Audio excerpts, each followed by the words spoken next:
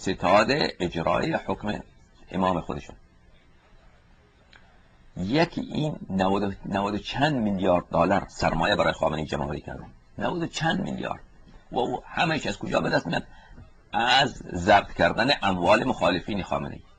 کسانی که با خامنه‌ای مخالفن اموال اونها رو ضبط میکنن، اونا رو میفروشه، زمین میفروشه، کارا میکنه. خلاصه 90 چند میلیارد دلار که یک شرکت بی‌طرف خارجی همین چند وقت پیشون رو اعلام. این تازه یک شرکتش. پادشاه عربستان سعودی 1/4 سرمایه خامنه‌ای رو نداره. همین ملک عبدالله که با این همه عیاش است و اینقدر عربستان سعودی پول دارد، 1/4 سرمایه خامنه‌ای رو نداره. بیل گیتس که بزرگترین سرمایه‌دار امریکا هست، سرمایه خامنه‌ای رو نداره. نصف سرمایه خامنه‌ای رو نداره. تو که این همه سرمایه دار هستی، سرمایه دارترین مرد دنیا، تو برای شیعان افغانستان چیکار کردی؟ بعد از این سرسوزان کمک کردی؟